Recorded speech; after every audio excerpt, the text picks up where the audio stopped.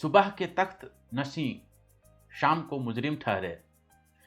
सुबह के तख्त नशीं शाम को मुजरिम ठहरे, हमने पल भर में नसीबों को बदलते देखा। नमस्कार प्रिय दर्शकों, स्वागत है आपका शास्त्रीय ज्योतिष के इस चैनल पर जिसका कि नाम है ज्योतिष रहस्य। प्रिय दर्शकों, समाज में सरकारी नौकरी की अपनी एक महिमा कही जाती है। लोग कहें चाहे नहीं कहें, कई लोगों को सरकारी नौकरी के प्रति विशेष रुचि होती है। कई प्रांत भारत में ऐसे हैं जहाँ पे कई सारे ऐसे लोग होते हैं जो लोग भले ही कई साल तक बेरोजगार क्यों न रहें, लेकिन वो करेंगे तो सरकारी नौकरी ही करेंगे, अन्यथा वो प्राइवेट नौकरी नहीं करते, भले ही उसके लिए उन्हें कई साल प्रतियोगिता परीक्षा की तैयारी में ही क्यों न बितानी पड़े, लेकिन वो करेंगे तो सरकारी नौकरी ही करेंगे, नहीं तो नहीं करेंगे, भले ही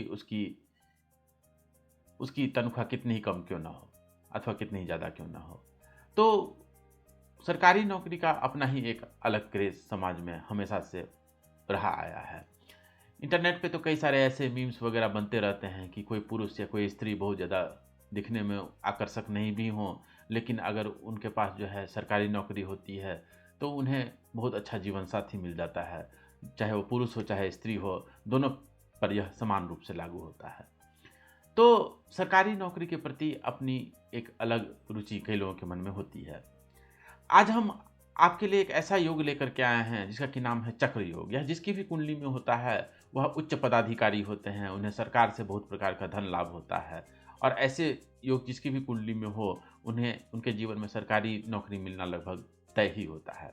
ऐसे तो बहुत सारे इस प्रकार के योग हैं, कुंडली में बहुत सारी ऐसी बातें हैं जो घटित होने से व्यक्ति को सरकारी नौकरी मिलने की बहुत अधिक संभावना होती है, लेकिन वो सारे योग एक वीडियो में तो हम लोग विचार उस पर नहीं कर सकते, इसीलिए हम आपके लिए एक योग इस प्रकार का लेकर के आए हैं। तो सबसे पहले हम आपको यह बता दें कि किस ग्रंथ से यह योग लिया गया है, क्योंकि ज्योतिष के नाम पर जो मन में आए वो बोल देने की प्रथा हो गई है। हम लोग यहाँ पे ऐसा नहीं करते, हम लोग हर बात शास्त्र प्रमाण के साथ करते हैं। तो यह योग लिया गया है त्रिफला ज्योतिष नामक ग्रंथ से। यह ग्रंथ आप हमारे वेबसाइट ज्योतिषरहस्य.org से निःशुल्क डाउनलोड कर सकते हैं। इसमें जो है 3 ग्रंथ हैं, या जो कह लीजिए ये एक ही ग्रंथ है जिसमें 3 अध्याय हैं, जैसे भी कह लीजिए। इसमें सतराज योग मंजरी नाम का एक अध्याय है जिसमें बहुत सारे राजयोग हैं। नाम तो सतराज योग मंजरी है, लेकिन इसमें 100 नहीं 80 के आसपास जो है राजयोग मिलते हैं। तो उसमें से यह एक चक्र योग भी उसमें बताया गया है। हम आपको यह भी बताएंगे कि यह योग किन की कुंडली में घटित होता है। पहले तो हम लोग सूत्र समझ लेते हैं, पहले थ्योरी समझ लेते हैं, हम लोग सैद्धांतिक पक्ष समझ लेंगे, फिर इसको उदाहरण कुंडलियों से भी इस योग को समझने की हम कोशिश करेंगे हमेशा की तरह। तो चलिए हम आपको ले चलते हैं इस चक्र योग में। तो यह चक्र योग क्या कहता है, आप स्क्रीन पर यह श्लोक देख पा रहे होंगे। यह श्लोक कहता है कि कर्मेश स्थान गते राहु हो, कर्मे से लग्न संयुते, ठीक है, और लगने से भाग्य राशि थे योग चक्र मुदीरिता।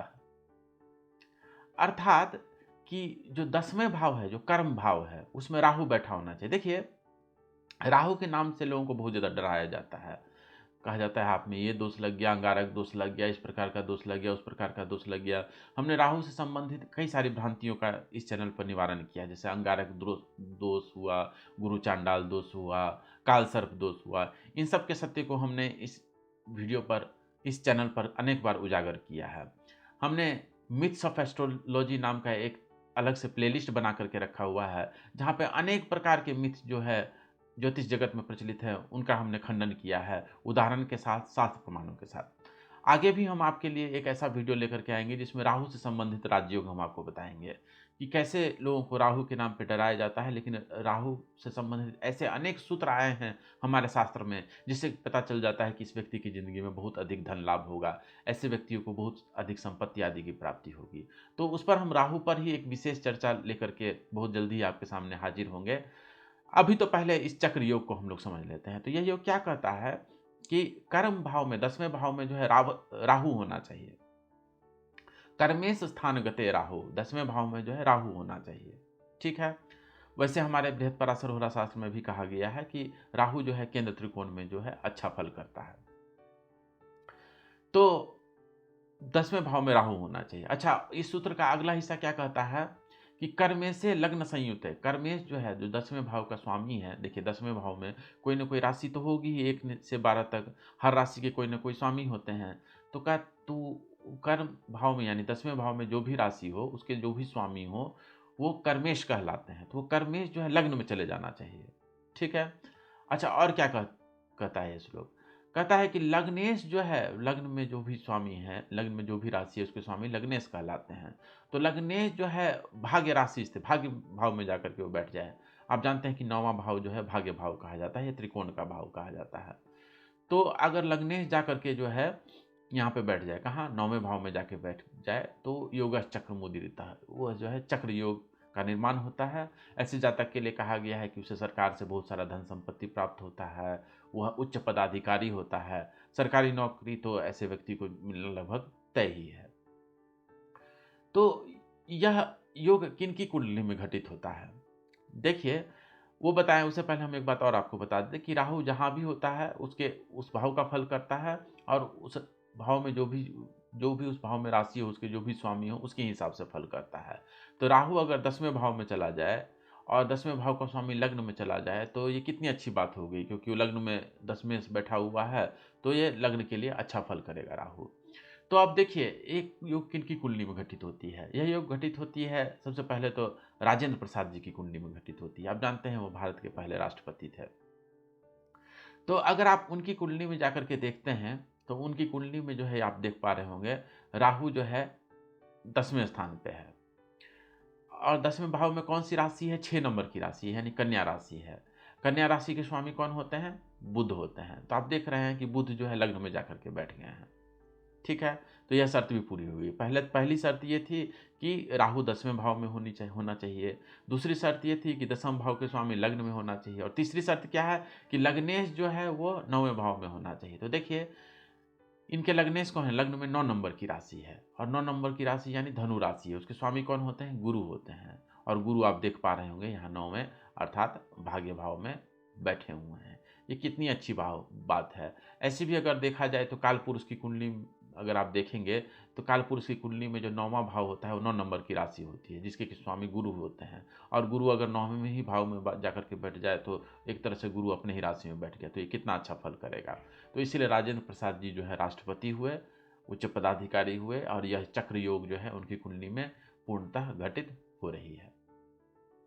चलिए, एक और कुंडली हम आपके लिए लेकर के आए हैं जिनकी कुंडली में यह योग घटित होती है। वह कुंडली है जया बच्चन जी की। जया बच्चन जी आप जानते हैं कि वो प्रसिद्ध अभिनेत्री रह चुकी हैं। उन्होंने सिलसिला, शोले आदि फिल्मों में उन्होंने काम किया था, जो कि बहुत ही चर्चित रहा। उन्हें जो है सरकार से सम्मान भी मिला, इन्हें पद्मश्री अवार्ड से जो है नवाजा गया था 92 में। ये मेंबर ऑफ पार्लियामेंट है राज्यसभा में, समाजवादी पार्टी की तरफ से। खैर, इनके विचार और इनके सिद्धांतों के बारे में हम तो यहाँ पे चर्चा नहीं करेंगे। इनके कई सारे विषय जो है वह इस चैनल के क्षेत्र से बाहर आते हैं। हम तो बस इनकी कुंडली के बारे में विचार करने यहाँ पे आए हैं, और हम चक्र योग आपको बताने आए हैं। तो इनकी कुंडली अगर आप देखते हैं जया बच्चन जी की कुंडली में, तो आप देख रहे हैं कि 10वें भाव में जो है यहाँ पे राहु बैठा हुआ। तो पहली शर्त तो पूरी हो गई कि राहु 10वें भाव में होना चाहिए। अच्छा, 10वें भाव में कौन सी राशि है? 1 नंबर की राशि यानी मेष राशि है, और मेष राशि के स्वामी कौन होते हैं? मंगल होते हैं। तो मंगल जो है इनके लग्न में बैठे हुए हैं। तो ये जो दूसरी शर्त है कि दशमेश जो है, कर्मेश जो है लग्न में बैठा होना चाहिए, वह भी यहाँ पे घटित हो गया। अच्छा, तीसरी शर्त क्या है कि लग्नेश जो है वो जो है 9वें भाव में बैठा होना चाहिए। तो इनके लग्न में जो है कौन सी राशि है? 4 नंबर की राशि है, कर्क राशि है, ठीक है। और कर्क राशि के स्वामी कौन होते हैं? चंद्रमा होते हैं। और आप देख रहे हैं कि चंद्रमा जो है यहाँ पे 9वें भाव में जाकर के बैठे हुए हैं अपने मित्र। 12 नंबर की राशि में चंद्रमा बैठे हुए हैं। 12 नंबर की राशि के स्वामी गुरु होते हैं। चंद्रमा और गुरु मित्र हैं, आप जानते हैं। तो चंद्रमा जो है वह भी जो है 9वें भाव में बैठा हुआ है। तो इसीलिए इनकी कुंडली में जो है चक्र योग घटित होता है। देखिए, यह योग देखते समय यह भी देखना चाहिए कि उन ग्रहों का बल कितना है, और यह जो है 10वें जो है लग्न में जाके बैठा, या लग्नेश जो है जाकर के 9वें भाव में बैठा। तो हमें यह भी देखना चाहिए कि क्या वो मित्र की राशि में बैठा है या शत्रु की राशि में बैठा हुआ है, उन पर अन्य किन ग्रहों की दृष्टि आदि बहुत सारे बातों का विचार करके इस योग के फल को कहना चाहिए। तो प्रिय दर्शकों, अगर आपकी कुंडली में भी यह योग बन रहा है तो आप निश्चिंत रहिए कि आपको जो है सरकार से विपुल धन की प्राप्ति होगी, मान सम्मान प्रतिष्ठा की प्राप्ति होगी अथवा सरकारी नौकरी की प्राप्ति अवश्य होगी। आशा है आपको यह योग समझ में आ गया होगा। अगर आपको यह वीडियो अच्छी लगी हो तो जरूर लाइक करें, सब्सक्राइब करें।